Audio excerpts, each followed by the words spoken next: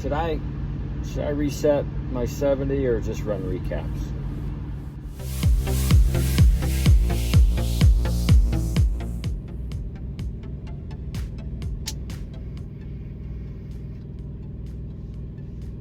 I got all kinds of small cigars, different cigars. I forgot to get my cigar last time I was home, and I panicked. I had to go and buy some cigars at a cigar store, and they're very expensive. I mean, I don't want to say what I spent. My wife might be watching this video. But this way, it's twice as much, and I usually spend about $300 a month on cigars. These little ones were supposed to be the good ones that were the cheapest I could find, and I don't even like them. But I'm all set up. I got my cigars waiting me for my next run. So the big question today I was gonna share with you is I got a load out. I went to Texas to California, planet California. It's like Mars. It's dry, it's hot, and only 55 mile an hour. That's like a big old whale riding a tricycle going down, getting passed by a bunch of cheetahs. And some of them cheetahs were semi-trucks too. So I finally talked to Johnny Outlaw. He's like, I run 62 mile an hour. Ouch, that's a little aggressive for me. He says, my students do it too. I said, oh my God, all right. Well, so I got myself up to 59 mile an hour, and I was so proud of myself. Still getting blown by semis, but 59, 60 was fine. A trip planned it, so I got my next load, which was 2,165 miles, so it's a good long run. It pays really well, and I am going to do a separate video on ATS because you know, I got some, I think, important information to report about the company that might be of interest. But for now, I just want to talk real quick. I don't want to go over how recaps are done too much. I just want to say sometimes you got to decide which is better. Because the problem with a recap is, the good news is well, the bad news is you got to sit there for 34 hours, which is basically 10-hour break on each end, and then a 14-hour break that you normally would be running. So it's one day out. You're off, basically taking a day off. So the good news is you get a full clock, you can run that.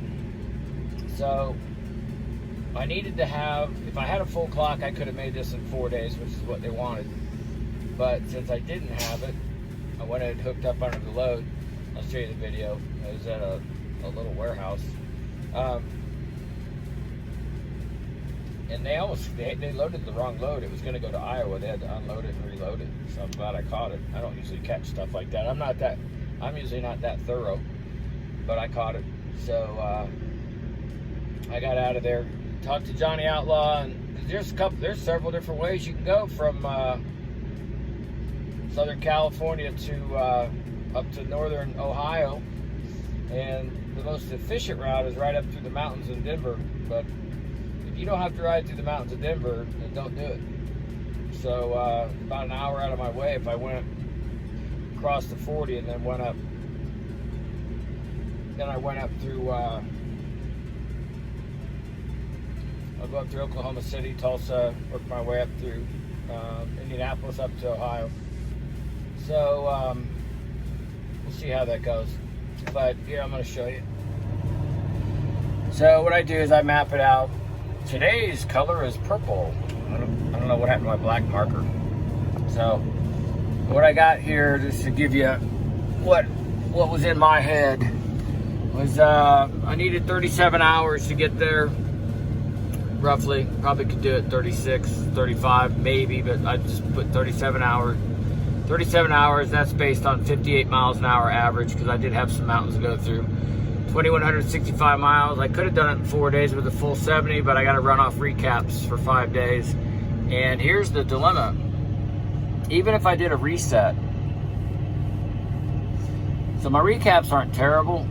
And you guys, you want to try to make sure, if you, just in case you do got to run recaps, you want to try to have some, I call it money.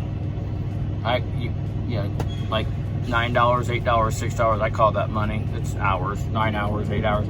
You want to have a little bit of money each day to run on, so you can hopefully run on them if you have to, because I only carried over, I really only had 5 hours on Tuesday to run on my recaps, but I saved 4 hours from the day before, so I had 9 hours that carried over. So then I could run 8, and then only 6 hours on Thursday. That's not great. And then 9 and 8, but it works out to be 40 hours. So that's over 5 days. But if I sat for a day, then I'd have to run 10 hours a day to make the same amount of hours. So that didn't make any sense. Why should I take a day off? And it was smoky there in California. I didn't see any fires, but I sure saw a lot of smoke. So what's the point? Why run? Why take a day off? Unless I got a friend there or something I was gonna hang out with, that might be okay, but then I'd have to run 10 hours, and it's just not necessary. So I just decided to enjoy the route. It's gonna be the same amount of hours that I needed to get there. So what I decided to do was just run off my recaps. So I got up in the morning and ran, and I'll just do 4 a.m. to 1 p.m. That's mountain time. Then Wednesday I'll go 3 a.m. I'm going an hour earlier at 3 a.m. to 1 p.m. because I'll lose an hour. I'll arrive at 1 p.m. but I'll lose an hour because I'll move up to Central Time. So that's why I'm going to start an hour earlier. And then I'm basically looking to average 8 hours a day. And then Thursday 4 a.m. to 1 p.m. I'll still be on Central. But then Friday I'm going to go 4 p.m. to 1 a.m. And then I'm going to go ahead and get up early and run Saturday morning a little extra early, an hour early at 3 a.m. Do my 6 hours roughly, and that'll get me there at 10 a.m. with enough time to have time on my clock to get a load, hopefully through the weekend, and work my way home. So then over here, it's just average. It's an average of about 450 miles a day is the goal. That's pretty easy sailing. And that'll get me 1,800. And the difference will be about 360 miles to get to the full 2160. So that's, I'll need 6 hours to run that last day.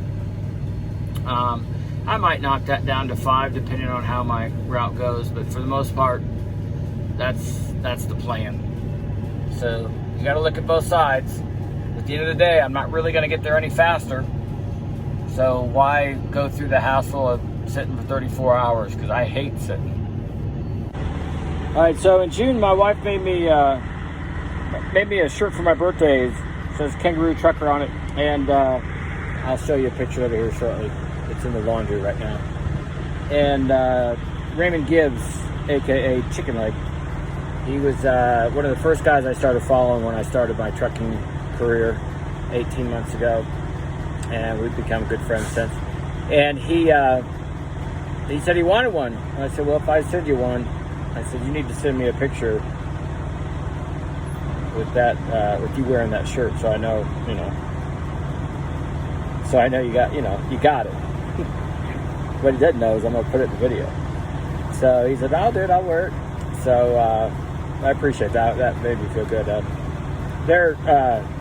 not a big YouTuber, so I don't have this whole inventory and this third-party company, and you go out buy them one at a time. So it's not the most cost-effective way of doing it, but let me tell you, I appreciate all you guys following. I like the stories that I could share with you. If they make you laugh, great. If you're new to trucking, you're definitely going to learn from my mistakes. If you're old to trucking, you can relate. All of you American truckers that have been around, you have got your stories. So I'm sure that you reminisce through your career as I go through some of the debacles that I'm going through. So I still consider myself a new trucker. I don't consider myself a super trucker. Super trucker is one that knows everything, and that is not me. I'm just over 50, cigar smoking, 18-wheel semi-trucker dry van. So anyway, so I also have an update for you on my buddy that I recruited. So this is just a quick, short and sweet video, and I'll get back into my regular videos soon. I've just been really running hard and tired. So I'll talk to you in a minute.